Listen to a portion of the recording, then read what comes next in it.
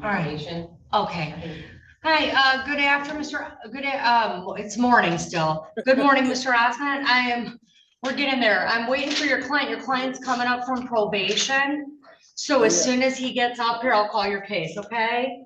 Judge, what are we going to be doing today? Because I know we entered a plea last time and then we adjourned it today. Today is just setting the bond conditions for treatment court. So we'll give him new bond conditions based on the program. Some of it he might already be doing, and then we'll have a period where Mr. Rice, hi, can you come on up to the podium? I'll just say this all once. Okay. All right.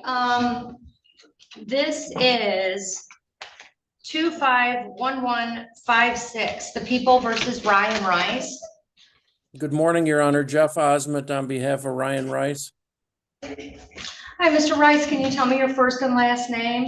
Yes, Ryan Rice. All right. So Mr. Rice is here. We took a plea, and the plea was for treatment court, right? Yes.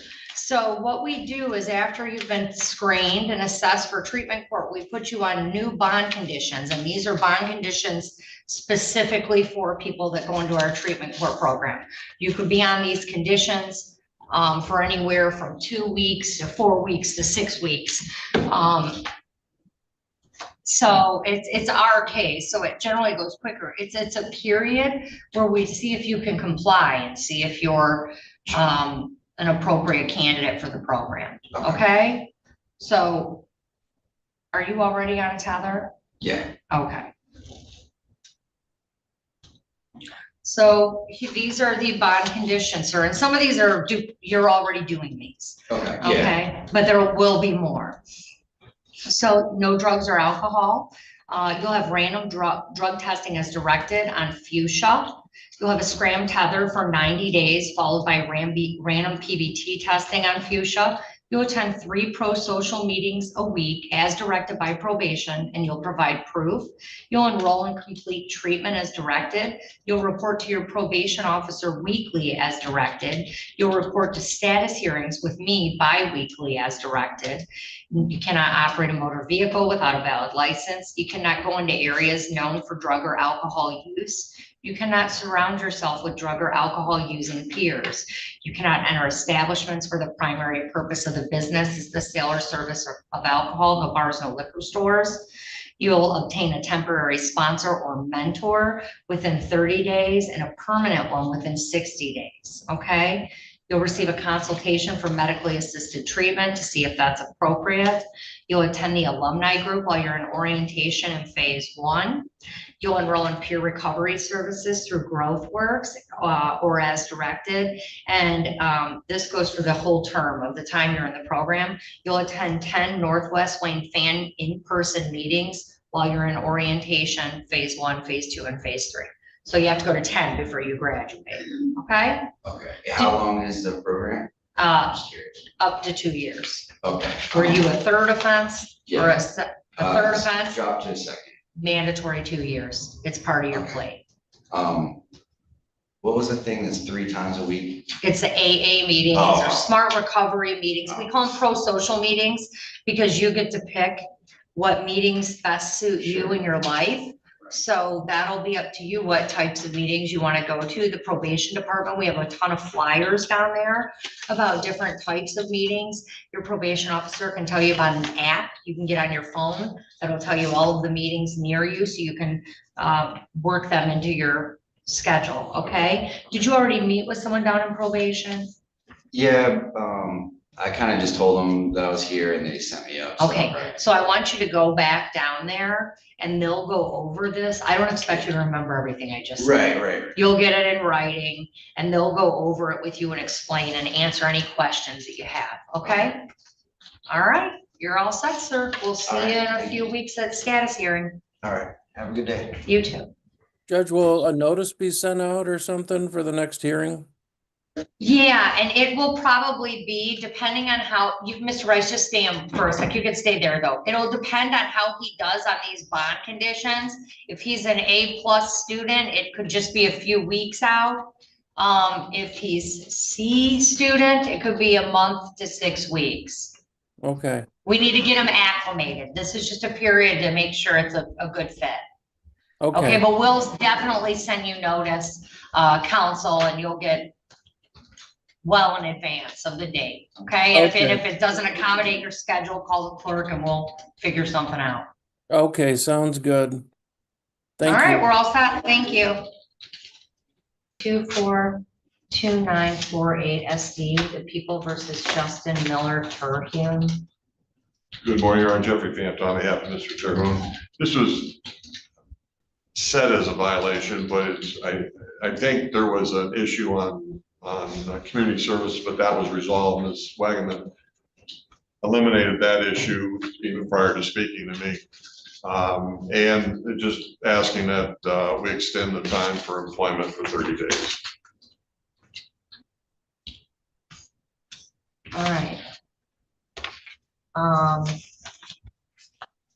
I did see that he filled in, and Ms. Wagaman showed me he's filled out some requests for employment, or it looks like he's filled out some applications. We just haven't.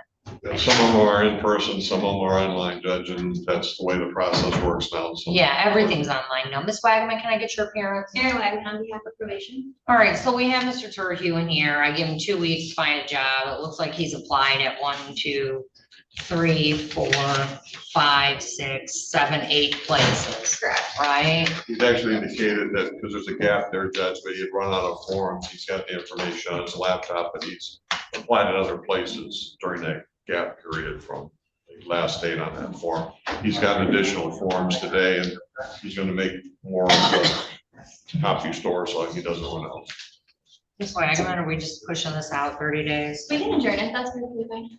Okay, I just think it's probably better. I mean, here's the thing, I can violate him for not finding a job in 2 weeks, but I can see that he's made lots of efforts to find a job. But Mr. Turkune, I mean, I don't know anything about your employment history. Have you worked in healthcare before? Well, How not, so? not nothing too crazy. Okay, He I mean- indicates, Judge, on those jobs that they I didn't were need to not like go to school or anything for those. Those was just like I can apply, get in there. for like office work. And he also indicated that he went to Michigan Works, so they helped him with his resume. okay, so it sounds like he's doing the work. Correct, yes. All I right. directed him to go to Michigan Works and he went with no problems. All right, so we'll just adjourn it out 30 days. You will have a job in 30 days. Yes. Right? I mean, that's plenty. 2 weeks is tight. I still don't think it's impossible, but 30 days plus 2 weeks, 44 days, you should be able to find a job. All right, we'll just do that then. Thank you. Sounds great, thank you. All right, Michael Hanson, come on up.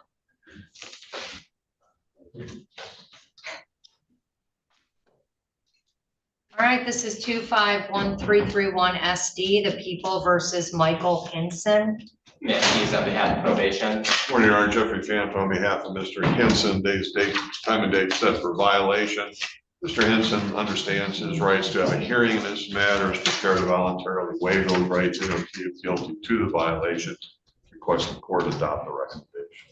All right, Mr. Hanson, can you tell me your first and last name? Michael Henson. So you understand this is a first technical violation. That means you could get up to 5 days in jail. You understand that? Yes, ma'am.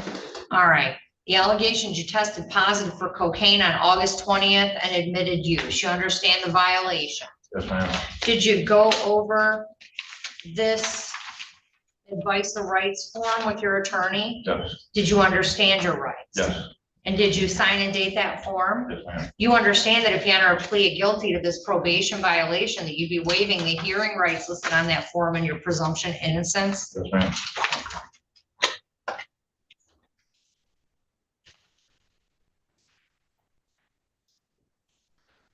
Sir, to the allegation that you tested positive for cocaine on August 20th and admitted to using, how do you plead? Guilty.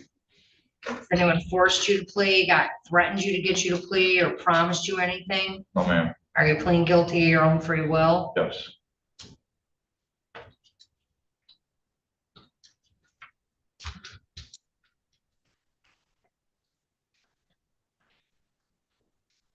You were just sentenced on August 4th. Yeah. And you had you made it 16 days without a violation? So that was my first drug test was a violation. Yeah, that's not And then I good. just tested again on Monday and it was clean. Okay, well, cocaine only stays in your system for so long, you know that, Yes, like you said. right?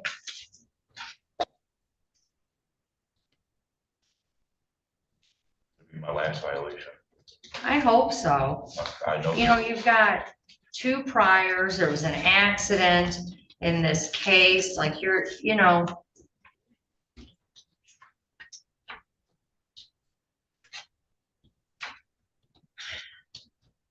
All right, I'm going to adopt the recommendation. Probation Department.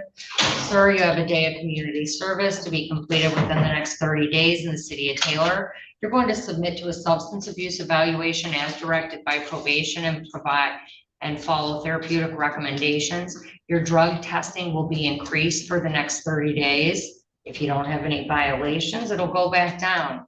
If you have more violations, it'll stay where it is or go up higher. And you'll continue all previously ordered terms of probation. Do you understand? Yes, ma'am. Anything else? Nothing further. Nothing additional from me. All right, we're all set. Thank you. Thank you, Judge. All right, let's talk about that. This hearing before Judge Victoria Shackelford was a good snapshot of how district court balances accountability, second chances, and practicality. It featured 3 very different defendants, one stepping into treatment court, one trying to get back into the workforce, and one already back for a probation violation, and the judge's style adjusted seamlessly to each. Her demeanor throughout was steady and professional, with a mix of patience and firmness, and even a touch of dry humor when needed. The first case was Ryan Rice, entering treatment court.